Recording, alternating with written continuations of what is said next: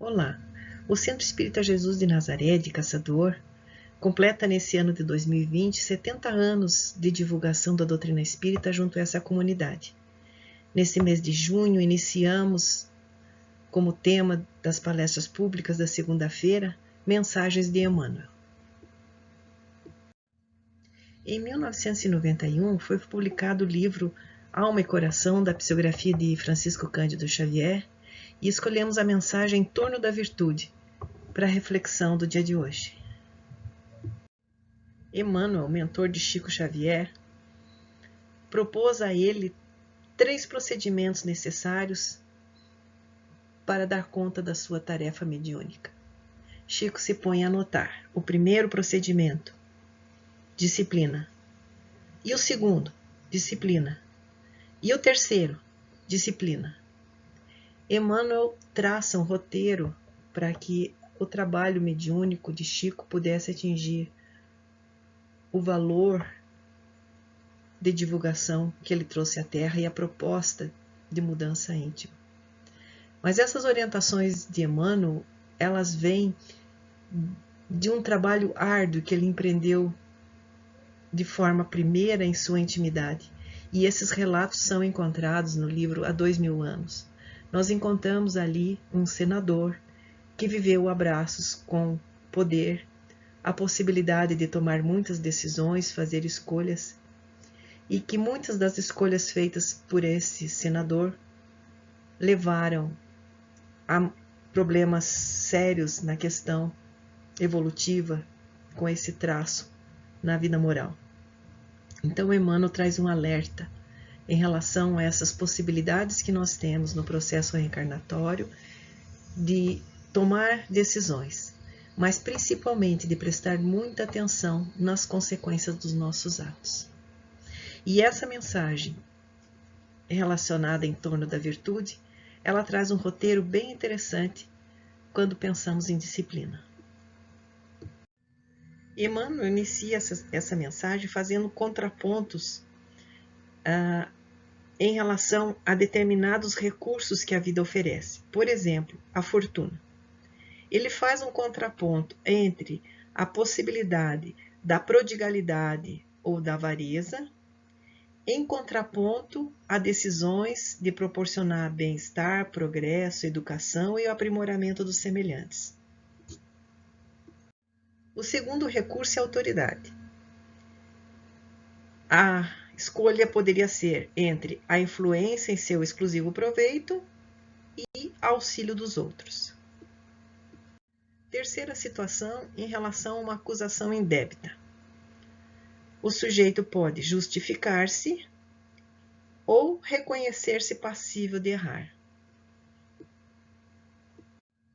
Em relação aos serviços prestados, pode recolher incompreensão, mas a opção pode seguir no caminho de amparar, fazer tudo o que é possível, sem exigência e sem queixa. Então, essas situações do dia a dia, fortuna, autoridade, acusação, serviços, qual seria a nossa tendência em relação às dificuldades do caminho? Analisando as escolhas, se em relação à fortuna, resolveu empregá-la no bem-estar e no progresso, na educação e no aprimoramento dos semelhantes. A autoridade procurou aplicá-la no auxílio dos outros. Caso de acusação indébita, prefere esquecer a ofensa recebida, reconhecendo-se igualmente passível de errar. No caso de ter efetuado serviços ao seu alcance e recolheu invariavelmente a incompreensão por resposta, toma a decisão de prosseguir amparando esse alguém através dos meios que lhe fazem passíveis, sem exigência e sem queixa, essa pessoa ter-se-á colocado, evidentemente, a cavalheiro das piores tentações que lhe assediavam a vida. Vamos procurar dar sentido a essa palavra tentação. No Livro dos Espíritos, na questão 893, há uma pergunta de Kardec, respondida pelos Espíritos, a questão: qual a mais meritória de todas as virtudes? Resposta: toda virtude tem seu mérito próprio, porque todas indicam progresso na senda do bem. Há virtude sempre que há resistência voluntária ao arrastamento dos maus pendores. Vamos entender aqui que esse sentido de tentação é sempre um arrastamento, é sempre uma tendência, é uma inclinação, é uma propensão. Há virtude sempre que nós temos uma propensão a um pensamento, a uma atitude e nós resistimos. Emmanuel utiliza a figura de linguagem a cavaleiro. Significa que o sujeito tem as rédeas à mão e é ele quem dirige os recursos. Então mostra essa força necessária para evitar os arrastamentos, para dar um direcionamento e quanto essas rédeas podem estar mais frouxas ou mais apertadas em função da situação em que se vive. Nós vamos encontrar uma orientação bem interessante no Evangelho segundo o Espiritismo, no capítulo Bem-aventurados que têm puro coração, quando classifica essas ideias de arrastamento em 3 níveis. Quando não se concebe essa ideia, já há um progresso realizado. Quando a ideia passa pela cabeça e ela é repelida, então há um esforço, há um progresso em vias de realizar-se. E em terceiro, quando pensa no mal e se compraz, o mal está em plenitude de sua força. Mais 2 conceitos espíritas nos auxiliam a compreender essa questão da disciplina. A primeira é que o bem e o mal não são 2 forças duelando, mas o mal é a ausência do bem. É como ao acender-se a luz ocupa o espaço que antes era escuridão. O segundo conceito diz respeito ao processo evolutivo, ao desenvolvimento da inteligência. Então é preciso que o espírito ganhe experiência. E na medida em que ele ganha experiência, ele consegue distinguir o bem do mal. A questão 122 do Livro dos Espíritos vem tratar desse processo evolutivo do ponto zero ali da partida do espírito. A pergunta é a seguinte: como podem os espíritos em sua origem, quando ainda não têm consciência de si mesmos, gozar da liberdade da escolha entre o bem e o mal? Há neles algum princípio, qualquer tendência que os encaminhe para uma senda de preferência a outra? Resposta: o livre-arbítrio se desenvolve à medida que o espírito adquire a consciência de si mesmo. Já não haveria liberdade desde que a escolha fosse determinada por uma causa independente da vontade do espírito. A causa não está nele, está fora dele, nas influências a que cede em virtude da sua livre vontade. É o que contém na figura emblemática da queda do homem e do pecado original. Uns cederam à tentação, outros resistiram. Então, nesse ponto de partida, os espíritos são simples em relação às virtudes e ignorantes em relação ao conhecimento. E vai fazendo escolhas. Mas o que determina esse ponto de partida com que uns vão mais rápido e outros mais devagar é a forma como o espírito lida com as escolhas. Então, o ponto fundamental é o que vai chegar até nós como situações da vida que são independentes da nossa vontade, elas estão acontecendo, mas o que é determinante no espírito é a sua vontade de se deixar levar pela porta larga, pelas facilidades, ou os esforços que empreende para passar por esse símbolo da porta estreita que significa os propósitos. Então, essa questão 122, ela deixa bem clara que é justamente esse ceder aos arrastamentos, às propostas que se encontram na vida, é que vai determinar essa experiência de virtude, de conhecimento e de que forma nós vamos lidar com isso. Então, pensando assim, todos nós chegaremos à perfeição relativa que nós podemos alcançar. Esforços de hoje, resultados maiores amanhã, reinício de aprendizado, mas vamos todos num caminho de conhecimento e de educação. Essa proposta de empreender vontade no sentido de direcionar a nossa vida, ela vai sendo mais concreta na medida em que o espírito tem conhecimento de si mesmo e de seus objetivos claros a serem alcançados.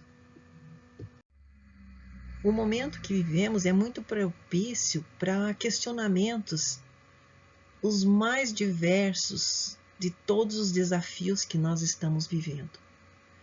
E aí, nos diferentes pontos de vista e nas diversidades das situações culturais e a forma como encaramos a vida, nós nos perguntamos por que isso, por que tanta injustiça, por que as coisas acontecem como elas acontecem.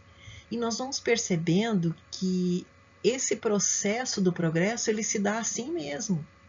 Vamos nos colocando no meio desse grande caldeirão, que são os desafios atuais, em função das nossas escolhas, em função das nossas tendências.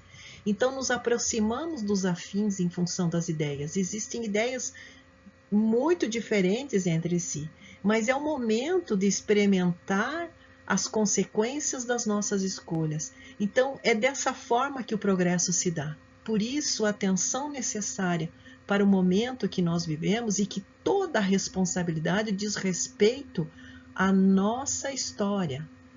O que acontece nesse momento no nosso planeta é extremamente decisivo, porque se fosse uma calmaria, como saberíamos o que mora em nossa intimidade e qual seria as nossas respostas a diferentes apelos e situações? Qual seria o nosso comportamento? Nesse momento em que as coisas fervilham e que mexe com a nossa intimidade, é o momento de nós nos colocarmos todos os dias perante as mais diversas situações e reconhecer o que mora em nossa intimidade. E é essa sintonia, é essa situação vibratória que fala do progresso que atingimos nesse momento.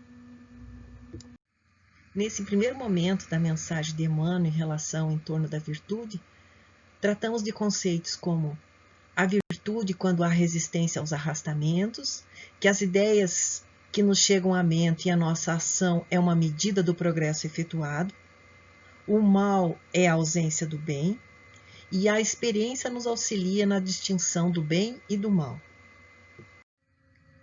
Sigamos com Emmanuel. Todos nós, os espíritos em evolução e resgate nas trilhas do universo, recapitulamos as experiências em que tenhamos falido. À vista disso, todas as provações na escola terrestre assumem a feição de ensinamentos e testes indispensáveis. Há quem renasça mostrando extrema beleza física, a fim de superar inclinações ao desregramento.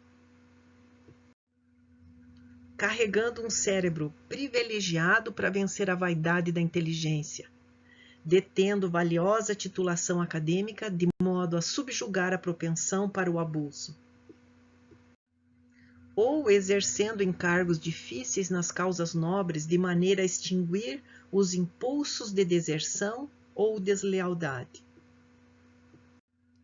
Cada qual de nós, no internato da reencarnação, e examinando as tendências inferiores que trazemos das existências passadas, a fim de aprendermos que somente nos será possível conquistar o bem, vencendo o mal que nos procure, tantas vezes quantas necessárias, mesmo além do débito pago ou da sombra extinta. Fácil, pois, observar que sem a presença da tentação, a virtude não aparece, e assim será sempre para que a inocência não seja uma flor estéril e para que as grandes teorias de elevação não se façam sementes frustas no campo da humanidade. A proposta de Emmanuel de observar as situações que nos chegam, elas falam exatamente daquilo que precisamos trabalhar em nossa intimidade. Aquilo que já é fácil resolver intimamente já é algo adquirido, já é uma virtude adquirida. aquilo que se faz de uma forma penosa na compreensão e na execução, ainda é trecho por aprender.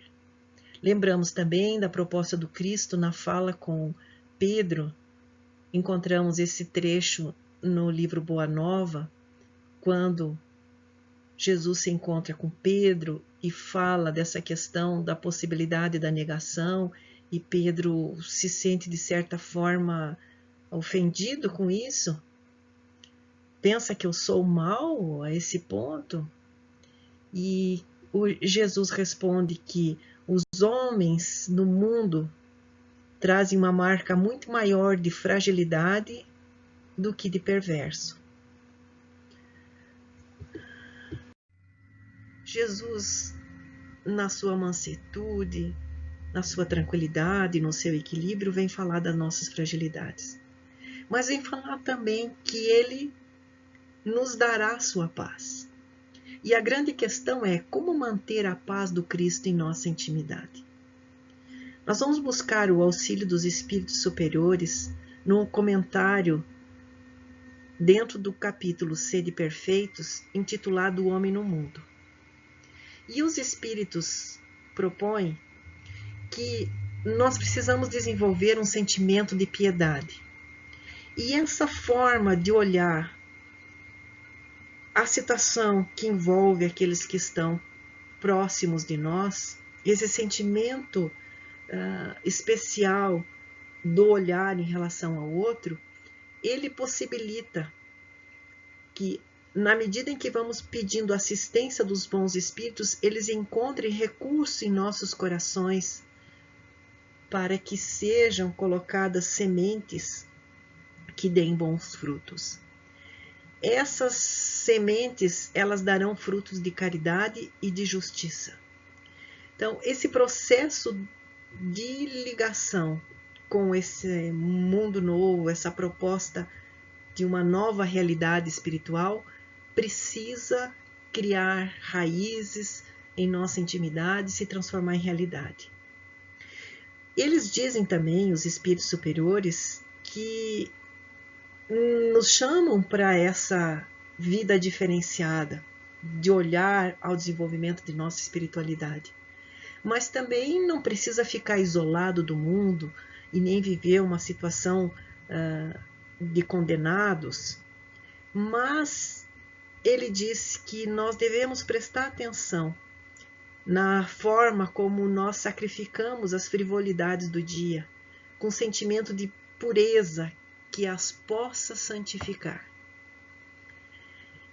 E essa santificação seria, de certa forma, muito simples se nós encararmos que estamos em contato com espíritos de naturezas diferentes, de caracteres opostos, e eles propõem: não choqueis a nenhum daqueles com quem estiverdes. Propõem: sede joviais, sede ditosos, mas seja a vossa jovialidade a que provém de uma consciência limpa, seja a vossa aventura do herdeiro do céu. Viver a jovialidade em meio a tantos desafios pressupõe uma consciência tranquila. A vivência de cada minuto, de cada tempo, no limite das nossas forças, fazendo o que é possível, trabalhando a nossa intimidade, usando do recurso da prece, para que essa sintonia se estabeleça. Mas a predisposição de viver olhando para as necessidades das pessoas que estão ao nosso lado, sejam elas materiais ou sejam elas de ordem moral. Dizem eles que não consiste a virtude em assumir de severo e lúgubre aspecto, em repelir dos prazeres que as vossas condições humanas vos permitem. Mas basta que reporteis todos os atos da vossa vida ao Criador que vô-la deu. Basta que, quando começardes ou acabardes uma obra, eleveis o pensamento a esse Criador e lhe peçais num arroubo de alma, ou a sua proteção para que obtenhais êxito, ou a sua bênção para ela se concluístes. E aqui fica um convite para esse exercício. de colocarmos essa conexão com Deus ao iniciar cada atividade e ao término de cada atividade. É possível fazer nessa conexão, ao elevar o pensamento a Deus, no início de uma atividade, e retomar a essa fonte criadora ao final da atividade, avaliar como é que nós fizemos isso, como é que nós agimos. A resposta vem muito rápida. Essa percepção de que é no dia a dia a possibilidade de nos ligarmos a uma fonte superior, inesgotável, de inteligência, de sabedoria, de recursos, de bênçãos, e que tudo sabe, que tudo provê. E nós estamos nesse processo desempenhando uma caminhada evolutiva, nos colocando na posição de filhos.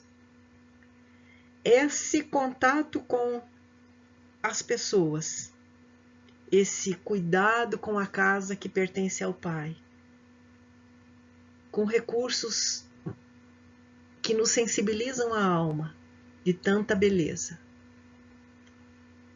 nos chamam a uma percepção de remontar a fonte que é o Criador. Fica aqui esse convite de trabalhar esse exercício de resistência ao arrastamento. Toda vez que a vida nos proporcione esses desafios diários, empreender essa resistência ao arrastamento, fazendo aquilo que deveria ser feito. Se não conseguimos naquele momento, retomar em seguida, nos desafiando a fazer um pouquinho mais a cada dia.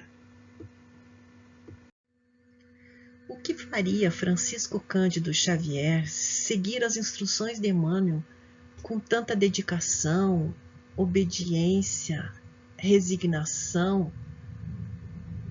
Esse trabalho árduo em direção à implantação do Evangelho no coração dos homens.